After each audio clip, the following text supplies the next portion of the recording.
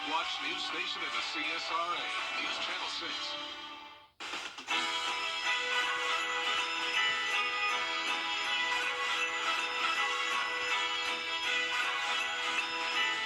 Good evening and Merry Christmas Eve, everybody. I'm Brad Mead. And I'm Jenny Montgomery. We thank you for joining us for this Christmas Eve special edition of WJBF News Channel 6. And we begin our coverage in a place where it's Christmas every day. It is. They can't help it. We're not talking about the North Pole either, but it is the closest thing in our area. Kim Vickers takes us to the Toombs County, Georgia town called Santa Claus. Once upon a time, in a land not so far away, there was a tiny town in Georgia called Santa Claus. It was started in 1941 by a jolly farmer named Calvin Green. Originally, it was Farmer Green. He was the one that had a little pecan orchard and a stand. In order to bring what he was trying to sell his pecans, that's how the whole city started. He was trying to bring people in, so therefore, what better place to call it than Santa Claus? The mayor of the village is Danita Bowen. Her father was the third mayor of the town. She says many people don't even know Santa Claus, Georgia exists. I knew when I was living in Augusta and I worked in Aiken, I knew my previous boss, he was like, "So where are you from?" And I'm like, "Santa Claus." And he was like, "No, really, where are you from?" And I'm like, "Santa Claus." And he goes, "You're kidding me." I thought, "No, I'm not." I'm like, "I'm from Santa Claus, Georgia." Santa Claus is a small but magical place with a city hall, a community center, and a welcome center. People travel from all around to come and see the little town. I think a week or so ago we had someone, I think they said from Finland, someone from Liverpool, England. I've had one a couple of weeks ago that was from Canada.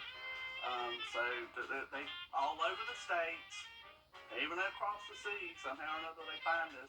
People send thousands of Christmas cards to Santa Claus every year, where the city secretary, Sue Grisham, works very hard to add a little something special to each and every one. We stamp their Christmas cards to send out to their friends and relatives. We don't have a post office. Lots of people think we have a post office. We do not have a post office. We have a stamp that I stamp on the card that has the postage on it already. We have to have the stamps on it to go out to wherever you want to go. City Hall is decorated for Christmas all year long, and even the streets have festive names. I live on Reindeer Street. We have like Noel, Sleigh, Dancer, Rudolph Way. My job, as I say, I get to play in the middle of the street all the time because it's 25 December Drive. The office is in the middle of the street. Many children think Grisham is Mrs. Claus, and she gets phone calls for jolly old St. Nick all the time. I have parents call me because the kids are not being good, or parents call me to let me know that their children are being very good, or the little kids call to let me get their wish list. She even gets calls from teachers too.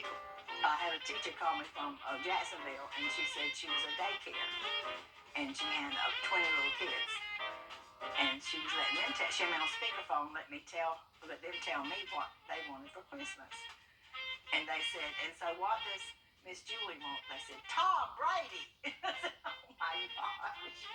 When you visit Santa Claus, you can spend some quiet time in its beautiful gardens and chapel.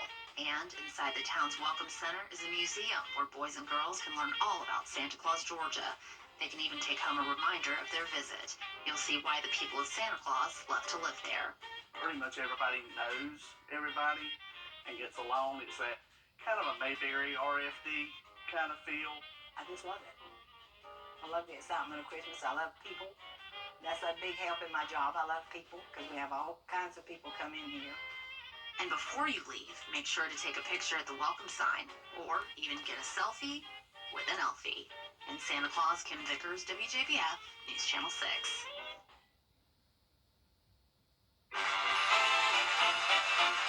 Hi, everybody. I'm Chief Meteorologist Tim Miller. And I'm meteorologist Jenna Petracci. Merry Christmas Eve. Indeed, and tonight we are tracking Santa and find out where Santa's at tonight. First off, the North Pole. That's where Santa's getting ready. That's his home, of course. And from the North Pole, Santa and his reindeer are off and to the races, and the first stop will be here in the U.S. of A.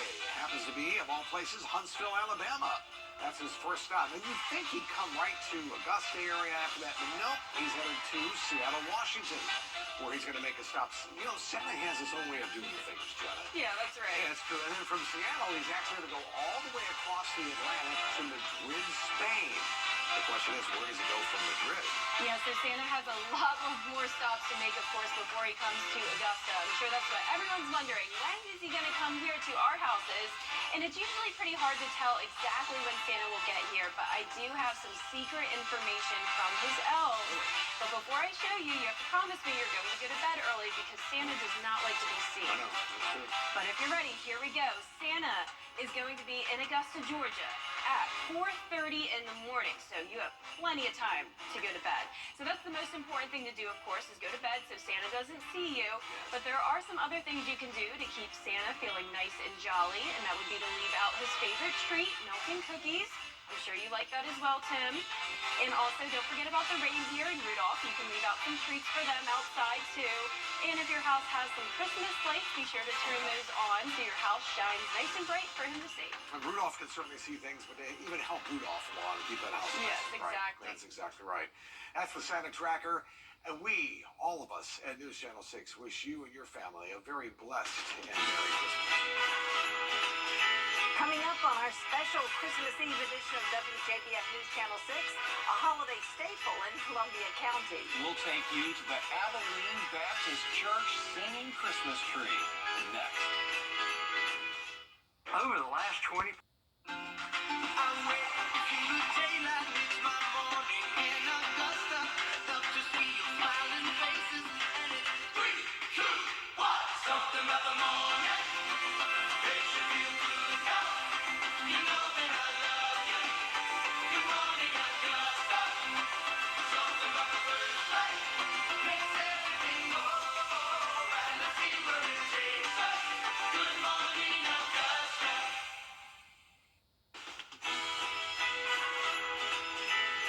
Another big Christmas celebration in this area is the singing Christmas tree at Abilene Baptist Church in Martinez. Oh, it's awesome. The annual celebration boasts nearly 200 singers, musicians, and other cast members. Here's a look at what they do each year.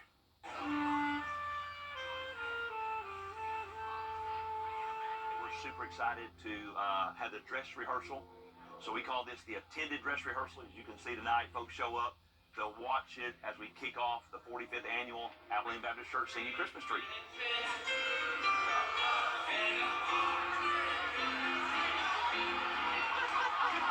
church has been doing it for 45 years.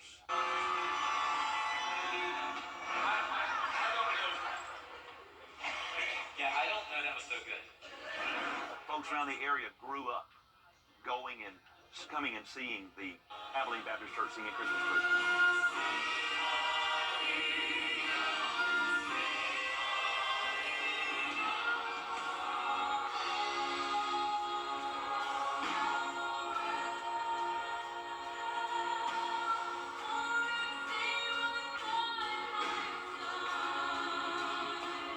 In the orchestra, the tree, and then all those behind the scenes, you're nearly 200. Yeah, there's right at 100 actually singers in the tree.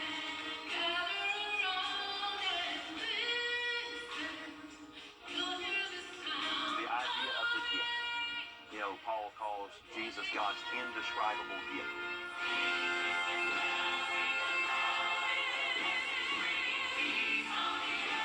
Still ahead on this special edition of News Channel 6. After 65 years, a Christmas classic stands alone on top of the Billboard charts. We'll share the singer's connection to our area when we return. Stay with us. If you've been hurt in a car wreck, what are you waiting for? Call George Sink Injury Lawyers at all nines now. The sooner you call, the sooner they can help. George Sink Injury Lawyers has the experience to help you get your money fast.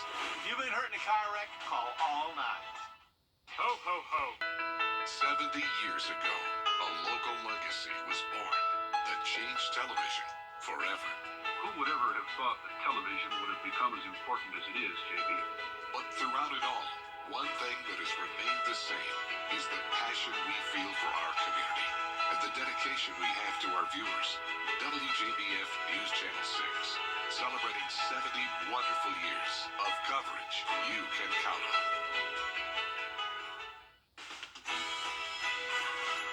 Brenda Lee's iconic Christmas classic, Rockin' Around the Christmas Tree, hit #1 on the Billboard charts for the first time this month. That is amazing. And one local town where she first made her name is honoring her legacy. Graham Lee, No relation, explains. Rocking around the Christmas tree at the Christmas party hop. It's the 65-year-old Christmas song that some people just can't get enough of. All my life, you've heard that song, Rocking Around a Christmas Tree. And my mother loved music too. She would always buy records. And I remember my mother buying that record, and we played it all the time. And this year, with her song reaching new heights, her legacy is being honored at the Music Memories Museum in Swainsboro, which is full of items Bright has been collecting. I've been collecting since the 80s. I started with autographs and worked myself up to the authentic items and clothing. Among those items is a jacket worn by Brenda Lee and an autographed picture that Lee signed to Michael more than 50 years ago when he and his family took a trip to Disney World. While staying in the Contemporary Resort, they got quite the surprise. So we ended up staying in the suite in the Contemporary Resort and found out that Brenda Lee was singing there that night, and we happened to have the suite right next to hers. And we come out the door the same time she come out her door, and that's the first time I met really somebody famous. As Michael recalls that magical memory, he says seeing her song back at the top reminds him of what the song has meant to him for so many years. To me, it's just one of those songs that brings back memories. I mean, because you hear it every year, and it was really special to hear. I happened to meet her personally at one time, and now here it is, where she's got the #1 after 65 years. She's now #1 on the Billboard charts with the song. So it's really pretty amazing. In Swainsboro, Graham Lee, WJBF, News Channel 6. And Brad, as you know, we're celebrating 70 years here at WJBF, and Brenda Lee was a part of the history here too, along with Flo Carter and Jim Neighbors. You can find it on our website if you just look up 70th anniversary. Part of our family. That's it. Well, Christmas is the time to gather with family and friends, but cooking for that crowd can be difficult. You are not kidding. A lot of pressure there. And coming up right here, we're going to go in the kitchen with Miss Darwin to find out how to make cooking for a large group easier. The vast majority of TV holiday programming, all season long on MeTV WJBF 6.2. As we gather with family and friends this Christmas, food is a big focus. Family is key. TV wife, TV husband, and we know that hosting a holiday get-together is challenging, cooking a huge chore. Let's go in the kitchen, shall we, with Miss Darwin to find out how to make that easier. Welcome to In the Kitchen with Miss Darlin. I'm Miss Darlin from Dolce Darlin Bakery here with your kitchen questions. I've got a question for you. Okay. How do I take the stress out of cooking for a crowd? Listen, we want to focus on events. We want to focus on family time and fellowship and fun and the joy that comes with spending time with other people in the kitchen. So if we are cooking for a crowd, it's probably for a holiday, an event, a big moment, a celebration of some sort. During those times, I often find that people want to be good helpers, yeah? So when folks come to me and say, how can I help? I like to pull a couple of little tricks out of my hat so that I can help them help me, okay? So for example, if we're making mashed potatoes, I will put all the ingredients and most of the tools that I need for this recipe onto the tray. So let's start with potatoes. We need sour cream. We need milk. Let's put that guy right here. Butter. So much butter. All the butter, y'all. Salt and pepper. And then let's even arm them with the tools that they need for the job, right? Potato peelers. So this entire tray can actually go straight into the refrigerator to keep our cold ingredients safe. And when it's ready, they can just pull it out and get to peeling potatoes with everything geared up and ready to go. I hope that doing this with some of your recipes will help your helpers be good helpers and give you all an extra chance to fellowship in the kitchen together. So with that said, if you want an extended version of this, you can join us at WJBF.com. And for now, take care of yourselves and each other. I can't believe it. It is almost time to unwrap those gifts. Coming up, a look at what George Escala got for some of us this Christmas out there somewhere. Hi, I'm Ryan Blaney. Sponsored by Pinnacle Bank. 70 years ago, a local legacy was born that changed television forever. Who would ever have thought that television would have become as important as it is, JB? But throughout it all, one thing that has remained the same is the passion we feel for our community and the dedication we have to our viewers. WJBF News Channel 6, celebrating 70 wonderful years of coverage you can count on.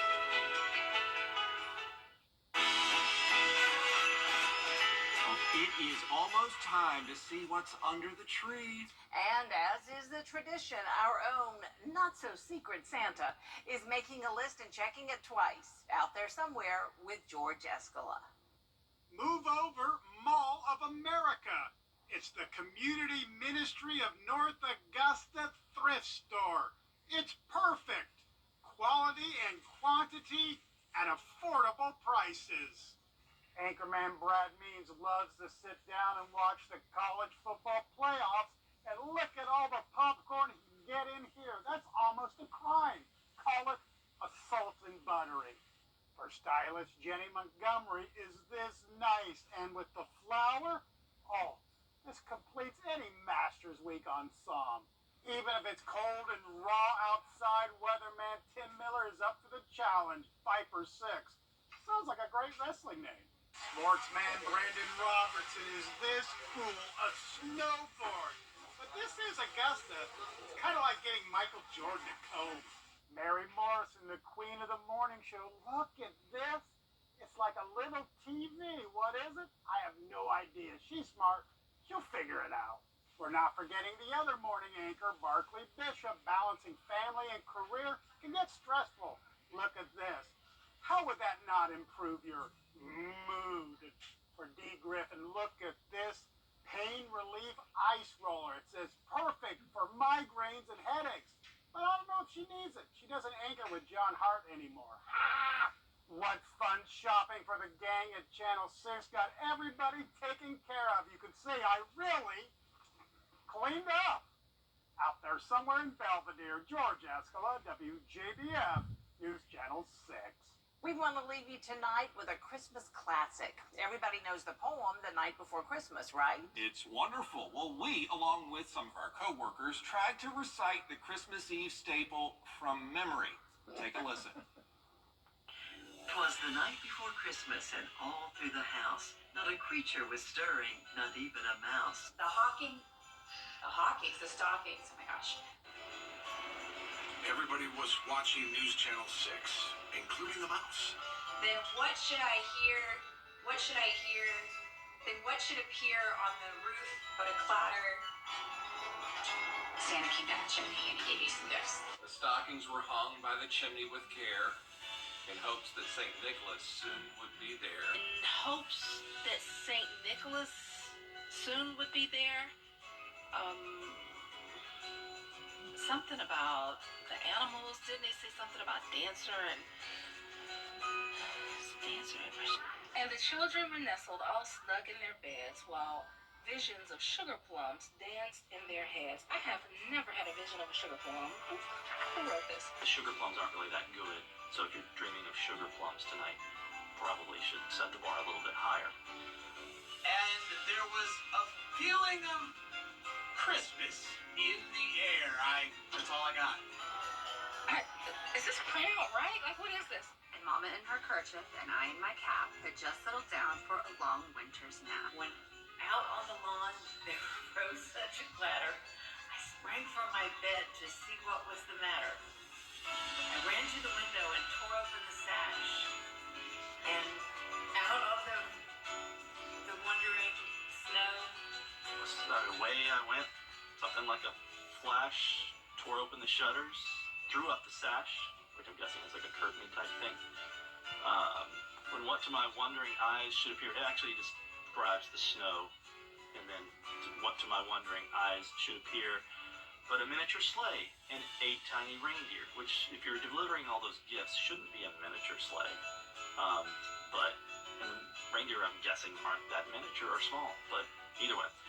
And this is the part of the new fallen snow that I can never remember. But I threw open the sash and opened the window and saw below a miniature sleigh and 8 tiny reindeer and a jolly old driver so lively and quick, I knew in a moment he must be Saint Nick. And this is where I forget the poem. I flew open the sash and looked up, and there was a sleigh with 8 tiny reindeer. Onward, Dancer! Onward, Blitzen! Onward, Comet! Onward, Cupid! The man yelled. What was driving the sleigh? The Dancer and Dasher, Prancer and Vixen? I don't know. Comet, the Cupid? Was Cupid one? Dunder and Vixen? Did I say Vixen again? I don't know. More rapid than eagles, their coursers they came, and they whistled and shouted and called them by name. Now Dasher, now Dancer, now Prancer and Vixen, on Comet, on Cupid, on Donner and Blitzen. From the top of the roof to the top of the wall, now dash away all.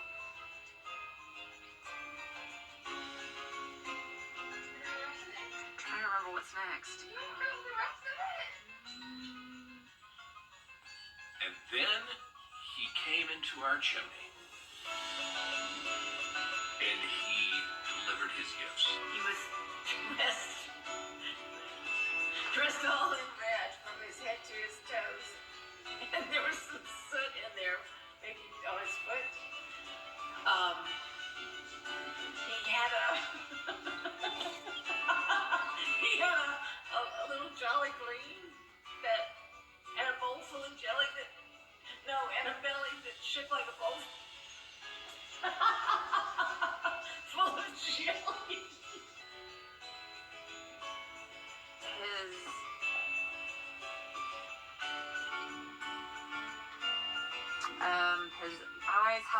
His eyes how they twinkled, his dimples how merry, how had something about cheeks and a nose like a cherry. Jelly. Oh goodness. He put down his pack and went straight to his work. Something about turning with a jerk and laying a finger aside of his nose. Gave a nod, and up the chimney he rose. I'm missing most of this. And I heard him exclaim as he rode out of sight, "Happy Christmas to all, and to all a good night." That was terrible. I don't know the rest of it, but Merry Christmas to all, and to all a good night. Then there's a whole bunch of stanzas that I don't remember. And, of course, we all end with, I heard him exclaim, ere he drove out of sight, Merry Christmas to all, and to all a good night. And I heard him exclaim as he drove out of sight, Merry Christmas to all, and to all a good night. That was terrible. And then he pressed his nose and turned and said to all of us, Merry Christmas to all a good night. And that, my friends, is the actual version of 'Twas the Night Before Christmas. And that is all the time we have tonight. On behalf of all of us at News Channel 6, Merry Christmas and Happy Holidays. Good night. Good night.